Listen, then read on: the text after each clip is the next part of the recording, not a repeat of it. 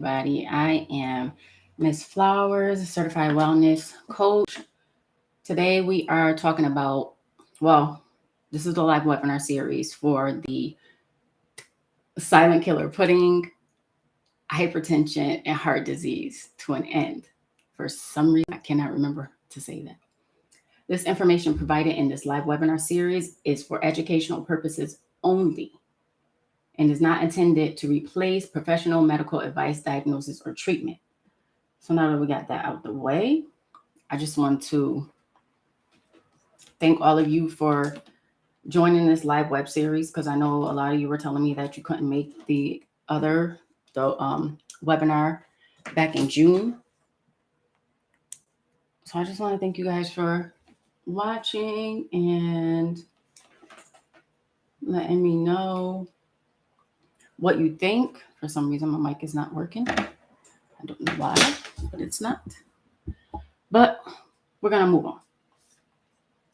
So today I want to talk about different strategies that you could implement, kickstart your journey to a healthier heart.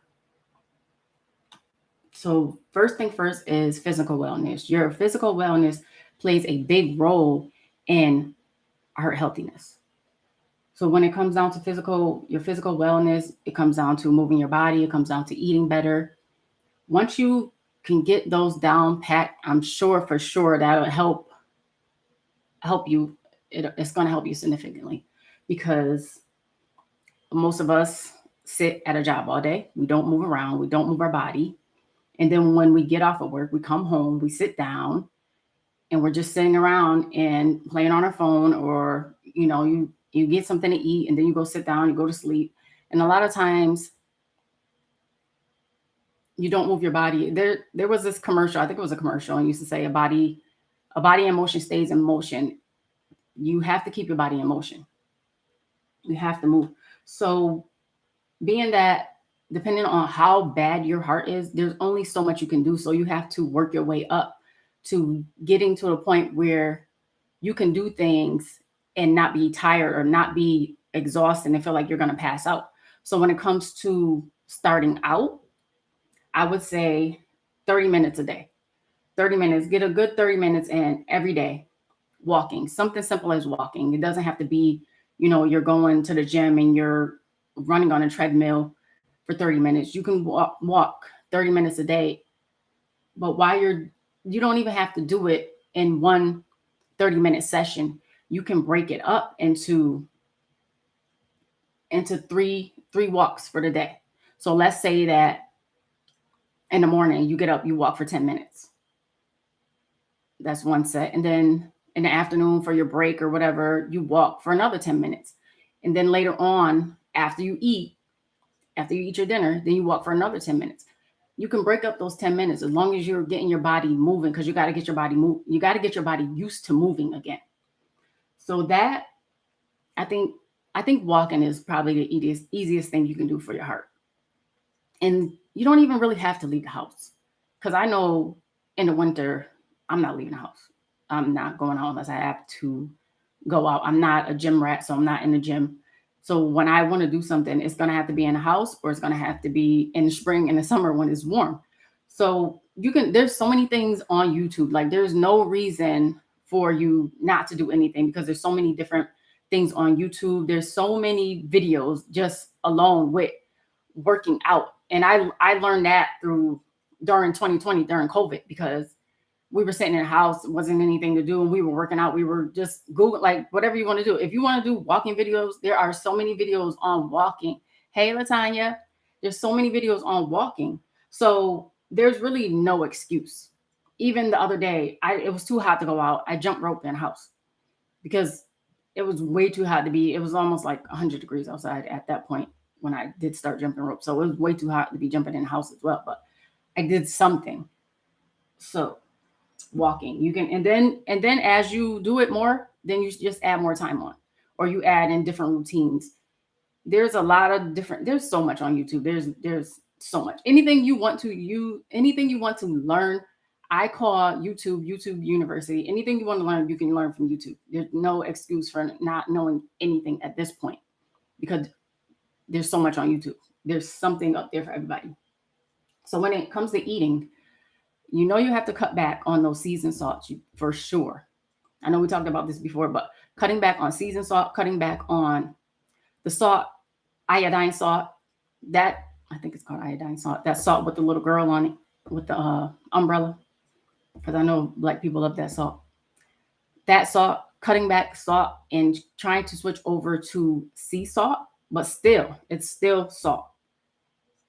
So cutting back on salt and foods that are high in sodium, you're going to have to start checking those labels and really reading the labels, because at this point, if you're eating processed foods and that's basically your thing, like you're eating processed foods and all these foods are already, I guess, cooked or whatever.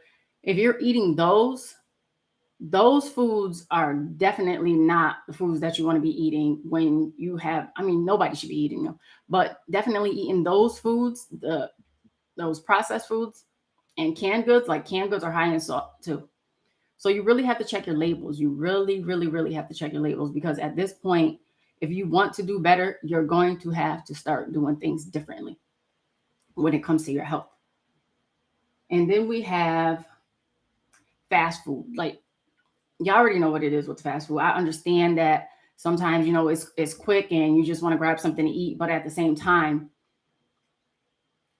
it's probably worse than buying processed food at that point. Probably not. They're probably hand in hand. I don't know. But if you really Googled and looked up the sodium on that stuff, it's crazy. And then some of this food is just not even food. But that's a whole nother discussion for a whole nother day. But I feel like some people, they eat out a lot and they're always eating out. If that's the case, you can find a healthy meal prepping service in your town, because there are a lot of restaurants that do meal prepping services and you can pick what you want. You're better off picking something from a restaurant and getting some healthy food from a restaurant than buying fast food all the time. So when it comes to that, and people always have excuses like, oh, I don't have money for meal prepping. I don't have money for meal prepping. But at the same time, they have money for fast food. So it's just like, maybe you got to cut back on something, because I know people that say they don't have money for healthier food, but they got a closet full of bags, name brand bags, not no cheap stuff. They got a closet full of name brand bags. They got a closet full of, some of these guys be talking about their sneakers. Oh, they got to have a certain kind of sneaker. You got $200-$300 sneakers, but you can't buy healthier food. Like, what are we doing? We got to stop. And then people that are like, I know people that go shopping. They're shopping every week for clothes. You're not even going to wear all this stuff. So if you can do all that and buy all that stuff and treat yourself to better food. There's really no excuse at this point, especially some of you that really do have the money and you really spend your money on material things. Now it's time to stop spending your money on those material things and start spending your money on better food. And I know y'all don't want to hear that, but at a certain point, you just got too much stuff. And then when it comes to the red meat, the pork, the bacon, the sausages, the pernil, all that stuff, y'all know y'all not supposed to be eating. Because I know some of y'all, I know some people, they're like, their doctor told them not to have certain things and they're still eating it. And they're like, well, but if you have a doctor that's telling you to stop eating certain things and they're not trying to prescribe you a pill, you have a good doctor. I just want to put that out there. You have a really good doctor. So if your doctor is telling you to change the way you eat and you're not listening, then he's going to get to the point, or she is going to get to the point where they have to put you on something because you're not listening, when you could have just listened in the first place. And then I get people, they come to me and I'm like, the first step is changing the way you eat. And oh, my doctor told me that. So why you ain't do it? You listen to them about everything else. So why didn't you do that? Because you didn't want to. So when they come to me, I'm like, listen, this is the start of it, especially when people come to me for herbal regimens and they want certain things because they think, herbs is just like oh, herbs is going to correct this problem, but they don't want to change the way they're eating. Right? You will survive. I cut out red meat for 3 weeks and I survived. You will survive. Like it, like you said, you will survive. But if you choose to eat meat, your meat portion should only be the size of your palm. It should be no bigger than that. And I see some of y'all plates on this I'm about to say on this gram, on this internet. I see some of y'all plates on this internet. Some of y'all be having 2 meats, 2 starches, and corn, which is a starch. No greens, no nothing. And then when you do have greens, you season it with fat, pork fat. So you're not even getting nutrients from the green because you done cooked them for 3-4 days and they've been sitting on the stove. So you're not even getting nutrients from the collard greens or the greens or whatever you're cooking. And eating 2 meats, that's a lot. Like the American portions, I heard somebody talking today, they were talking about the portions of when they go out to eat. Because you can still go out to eat and not eat the whole portion because you can use that for lunch the next day, depending on what you're getting. Most of the time, those portions are huge when you go out to eat. You could take those portions and tell them when they come out with your food to bring you a to go and split it. You have your lunch for tomorrow, then you have your food for when you're eating at the restaurant. Because I'm not saying just cut everything cold turkey, even though some of you probably should be cutting everything cold turkey because of how bad your heart is. But you have to make that decision yourself. I can't make that decision for you. And if you want me to make that decision for you and you want to join my program and we work these things out and we see what your triggers are and the things that are bothering you and why you do the things you do and eat the things you think, eat the things you eat, because sometimes we're just eating because we're bored. And I've done it myself. There are times when I'm like, get out the fridge, go do something, go to sleep, go drink some water, because we're eating because we're bored, or we're eating because we're stressed out, or we're eating because we have nothing else to do. Instead of just thinking to myself, well, why do I wait until 10 o'clock at night every night to eat something? Why didn't I eat during the day? What was I doing during the day that I didn't eat? Because I have had times when I've been working so hard on something and I didn't eat, and then it's 10 o'clock and I'm like, what did I do all day? Like sometimes you have to, I be telling people all the time, I had a come to myself moment when I decided to change the way I was eating because I didn't want to be sick. And I even told someone today, actually my doctor, I have a naturopathic doctor. I told her today, I don't want to die from sickness. That is my goal in life. That is my goal for life. I do not want to die from sickness. When I did my research on my family tree, everybody but one person died from sickness. The one person that didn't die from sickness got hit by a car. Everybody else died from some type of sickness. I said, I don't want this for me or my children. I want to die from old age. I do not want to die from sickness. I already had cancer. I had cancer when I was 25. So when the doctor was telling me, she was like, you're going to have to take this pill, this pill, this pill. I was like, yeah, I'm not doing it. I felt like I had already been through that in my life. So why would I do it again? Why would I bring back, I'm going to take this pill for this for that, when I could just stop eating the things that are bothering my stomach. And I got to the point where I was just like, I had to talk to myself. I didn't need nobody to talk to me. I had to talk to myself. And did I get help? Yes, I did. It took me a while to get things where I wanted to get them in order for me to not feel sick anymore. But if I had someone like me that did the work and really knew, okay, do this, do that, I would have got there sooner. So getting there sooner for me, like I will pay for a course, I will pay for something because I need to get there sooner. I don't have 2-3 years. The way time is moving right now, we ain't got time to be playing around, especially not with our health. We do not have time to be playing around with our health. When it comes to our health, we need to take it more seriously. Just like I know I sell growth elixir. Everybody takes that elixir seriously. My cousins call it hair crack. Everybody takes that hair elixir seriously. It has grown back people's bald spots. it has grown back people's hair that they haven't had hair. They had a bald spot for a while and it's growing it back. So people are serious about that growth elixir, but why are you not serious about your health like you are about that growth elixir? And I appreciate everybody buying. I do, but at the same time, it's kind of like, well, what are we going to do about our health, our bodies? Because at this point, the food is getting worse, especially the processed food and the fast food. That stuff is getting worse. And now they're even starting to mess with the vegetables. So at this point, it's like we need to do what we need to do now.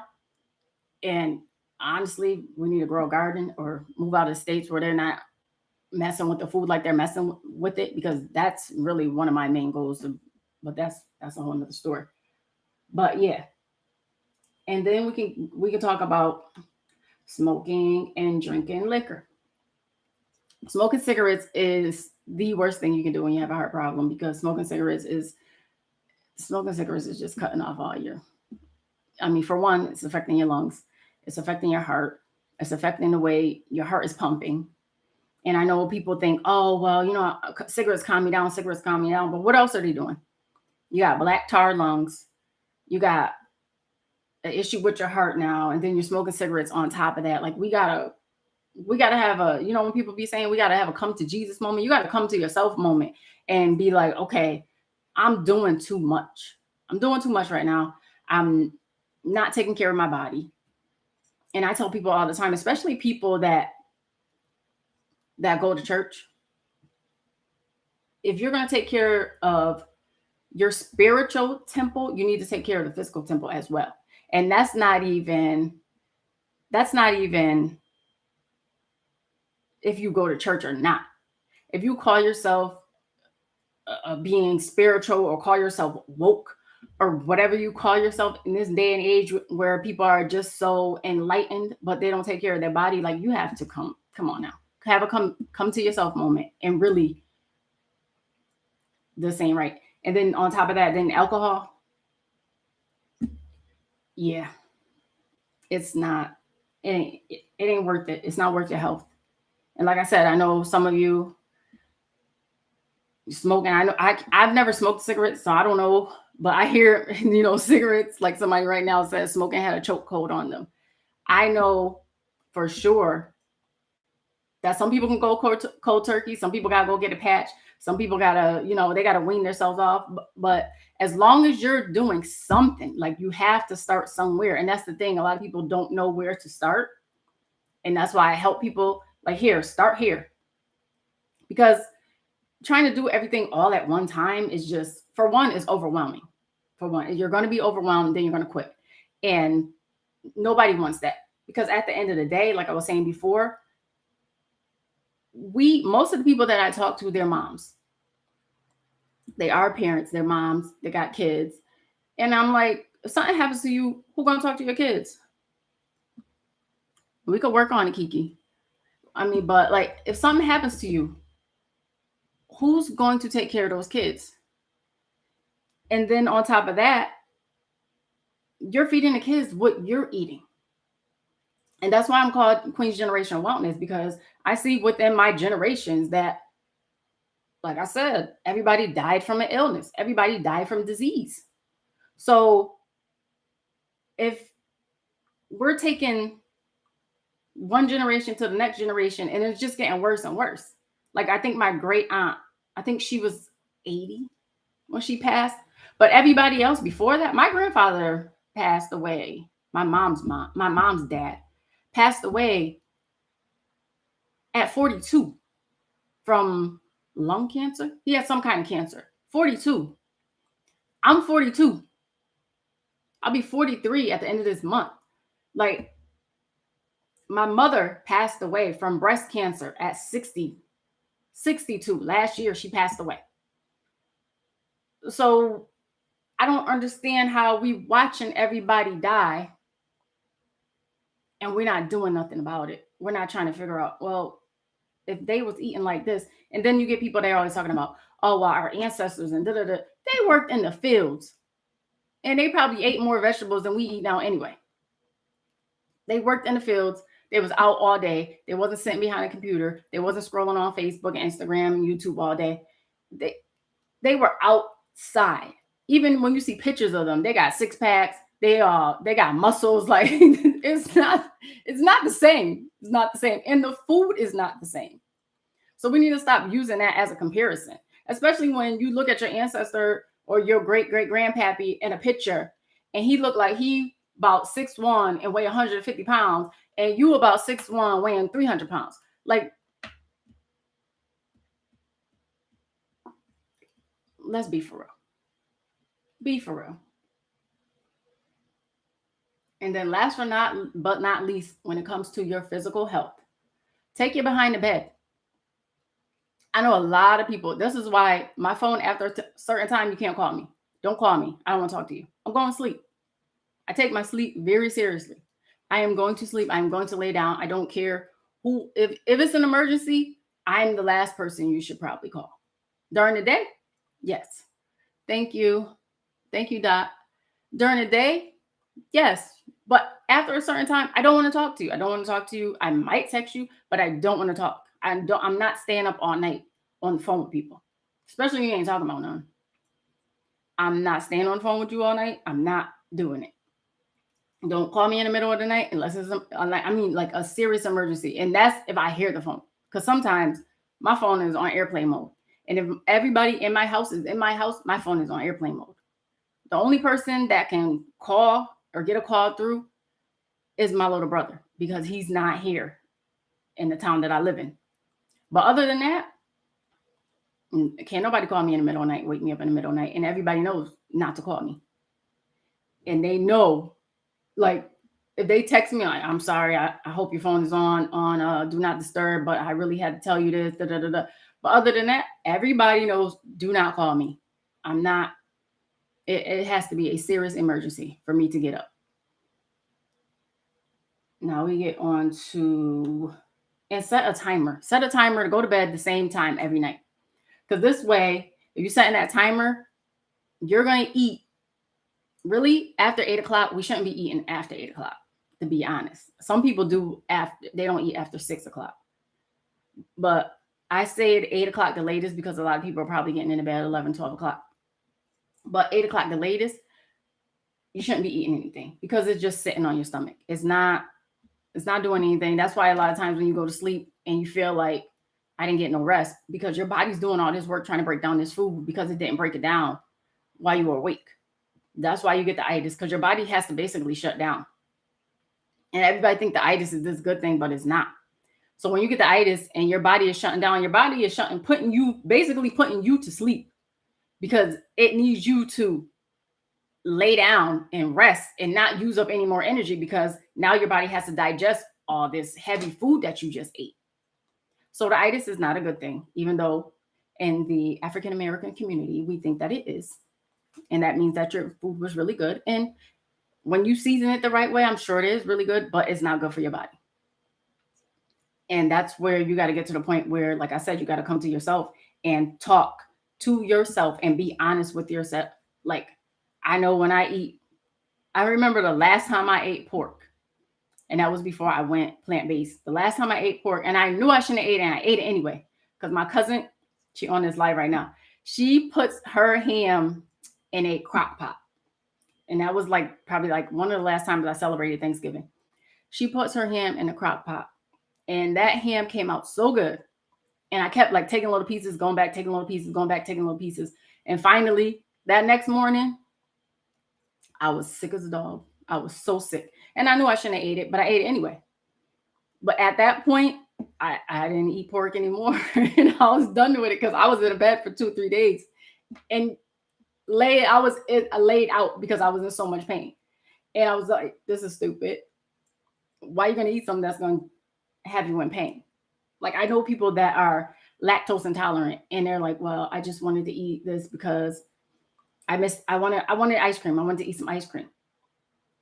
There's so many options for ice cream right now. Yeah, you got to pay a little bit more money for them, but there's so many options. Next up, I wanted to talk about your emotional wellness. Like I was saying before, sometimes you stress eat. And we're going to have to figure out different ways to handle our stress, instead of, okay, now I'm just going to go get some Popeyes because I'm stressed out. So I'm just going to go, I'm going to go, I see, I'm going to go uh, buy a bottle and drink the whole bottle by myself because I'm stressed out. We got to stop doing that too. Especially some of y'all that got diabetes or and the snacks too. You got diabetes and you're drinking all this liquor. It's nothing but sugar. It's turning into sugar.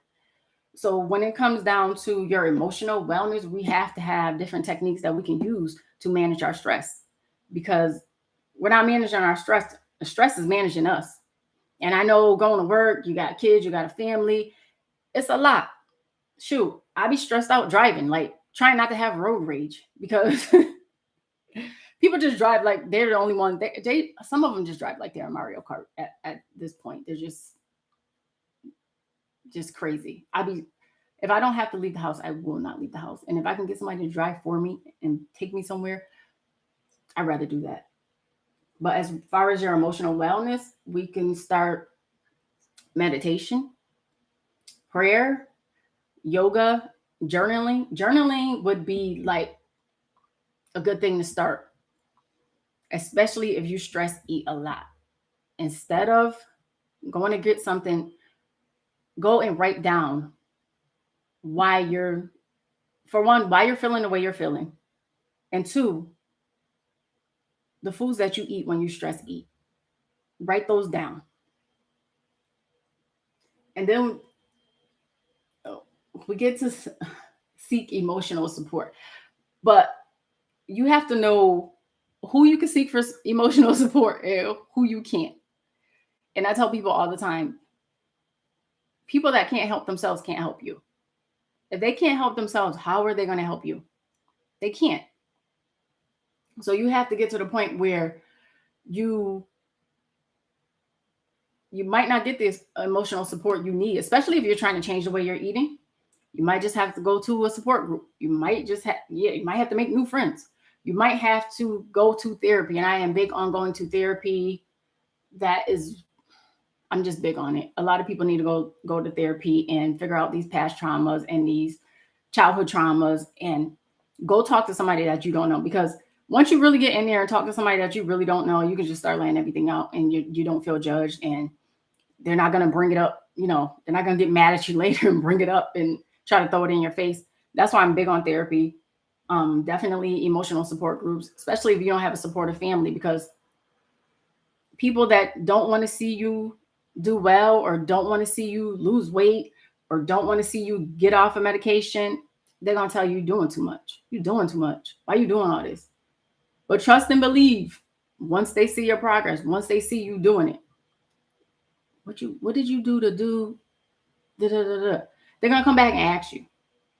Mark my words. They're going to come back and ask you, what did you do? How did you do it? Trust me. Because most of the time when people do that, that's what they do. And if they don't come back and ask you, they're jealous.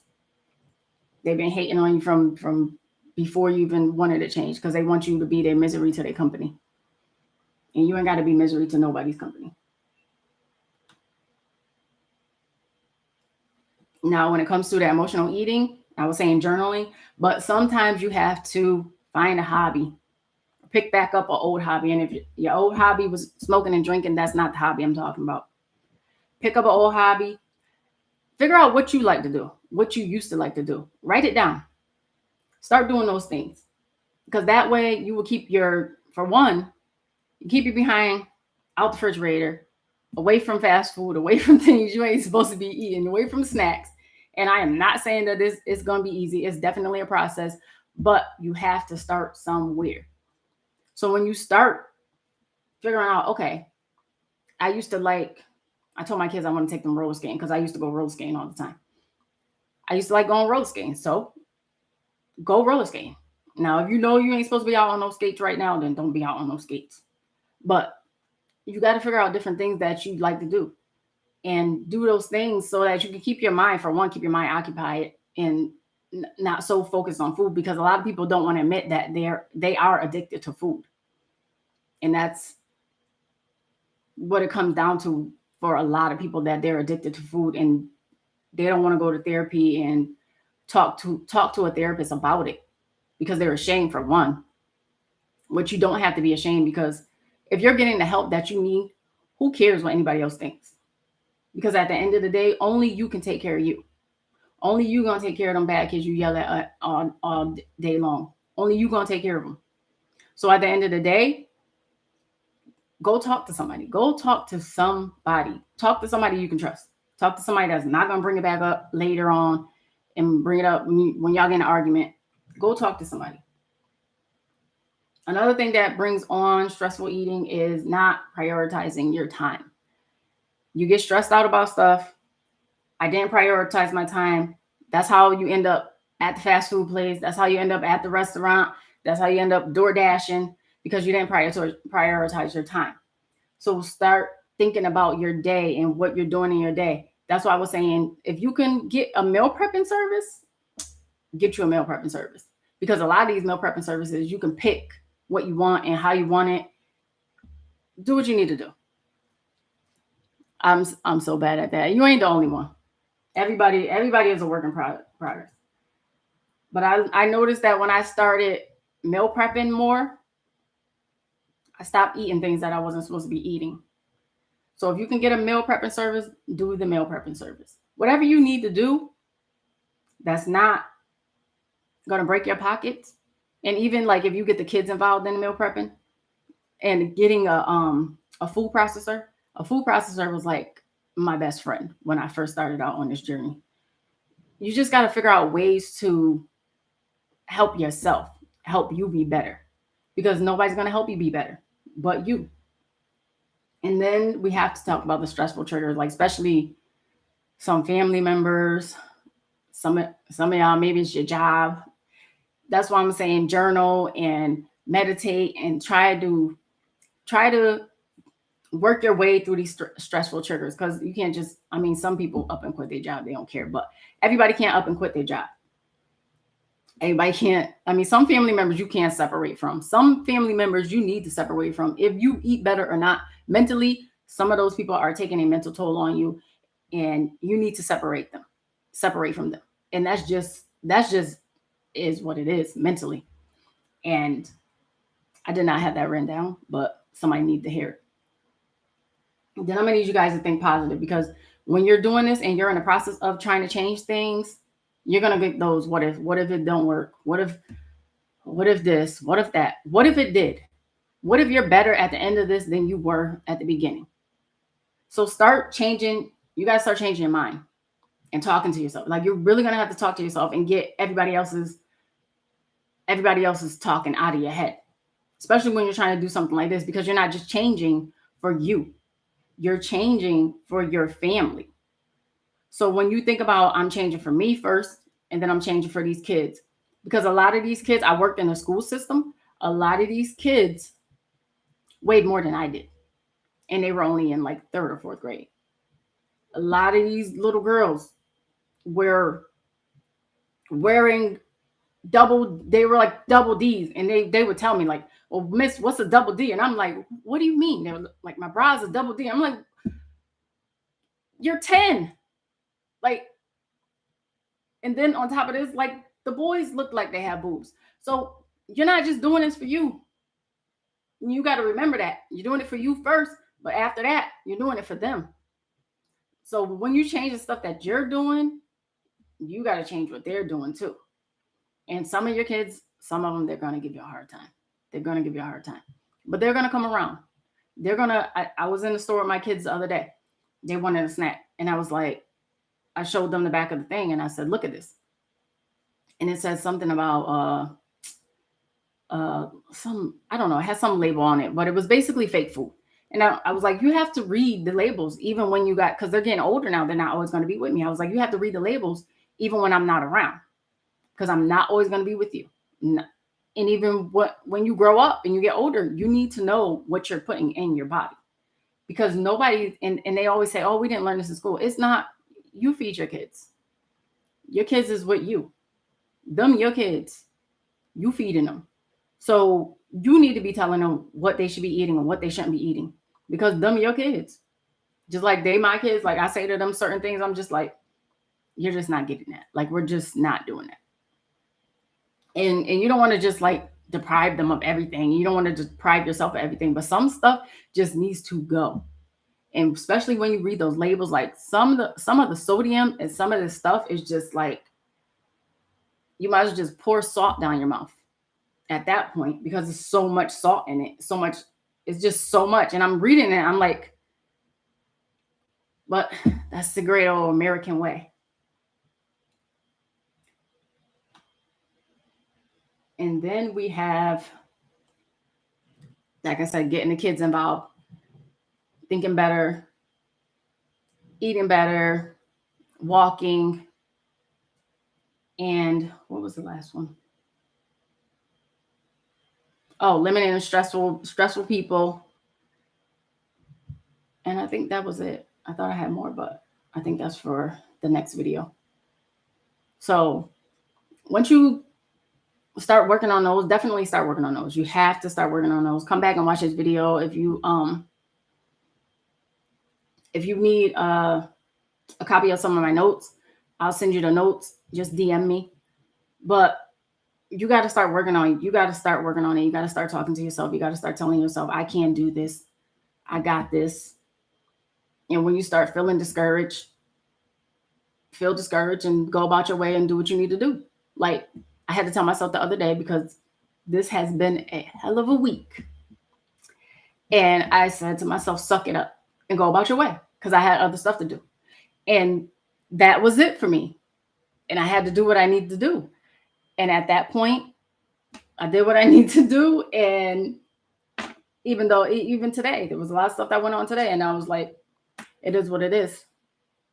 I got to be home at a certain time because I'm doing this live webinar series and I'm committed to doing it. So I'll talk to you guys later. I'll see y'all in the next one. Bye-bye.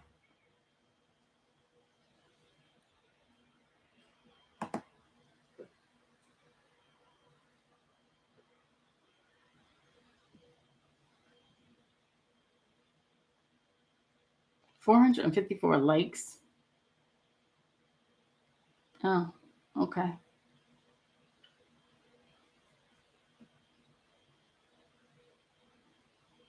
Oh, I'm still talking. Bye, YouTube.